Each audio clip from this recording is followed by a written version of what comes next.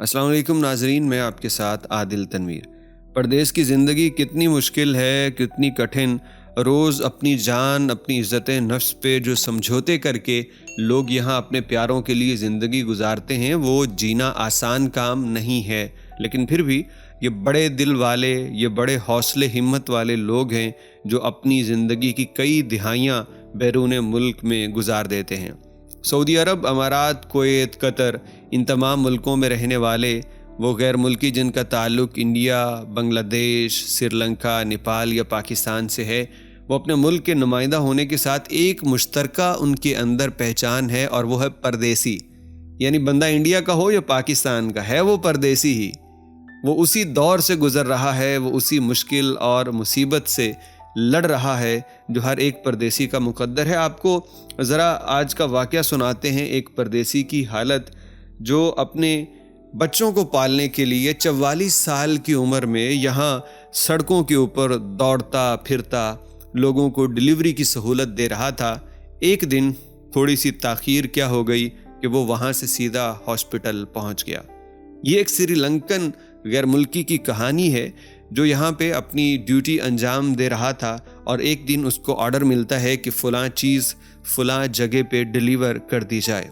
वो शख्स वहाँ पहुँचता है तो इल्म हुआ कि ये जगह, ये एड्रेस जो बताया गया ये दुरुस्त नहीं है, लिहाजा वो दोबारा कस्टमर से रब्ता करके दूसरा एड्रेस लेके उसकी बताई हुई जगह पे पहुँचता है और उसको वो जो भी चीज़ उसने मंगवाई वो डिलीवर कर देता है। तभी कस्टमर को उस पर बड़ा गुस्सा आया कि तुम लेट क्यों हुए। वो कहता है कि आपका एड्रेस गलत था, इसलिए मैं लेट आपके पास पहुंचा।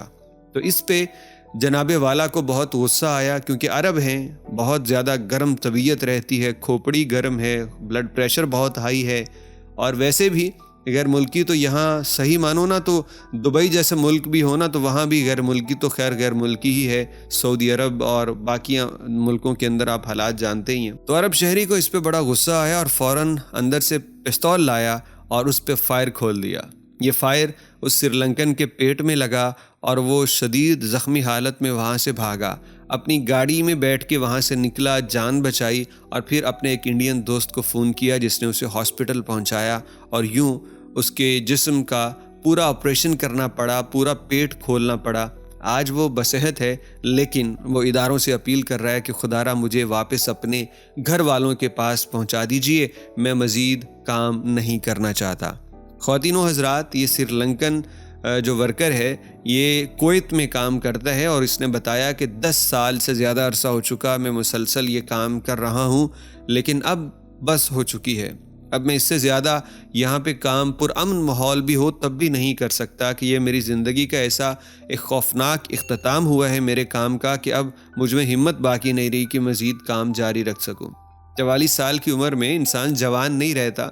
ठीक है, बीवी बच्चों और घर वालों की जिम्मेदारियाँ हैं, लेकिन इंसान की खुद भी तो एक ज़िंदगी है, खुद भी तो उसके कोई अपनी ज़िंदगी, अपने सपने और कह लीजिए कि ज़िंदगी अपने तरीके से गुजारने की चाहत है।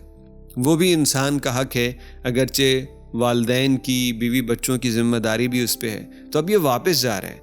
ये कहानी कुवैत में काम करने वाले सिर्फ इस श्रीलंकन की नहीं है, बल्कि सऊदी अरब, ओमान, कतर, बहरीन, कुवैत, ये तमाम मुल्कों के अंदर जितने गैर मुल्की हैं वो हर रोज़ कहीं ना कहीं अपनी इज़्ज़त नफ्स पे समझौता करते हैं।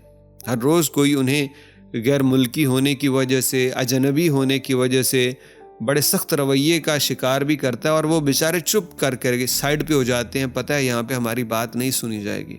हर रोज़ उनके साथ ऐसे मामलात होते हैं और वो बर्दाश्त करते हैं। जानते किसके लिए?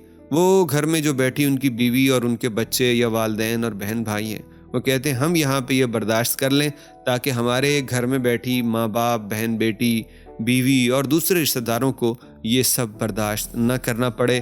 तो मैं हमेशा कहता हूँ कि ऐसे अजीम इंसानों को बंदा सलूट ना करे तो आखिर क्यों ना करे कि ये अजीम लोग अजीम काम कर रहे हैं।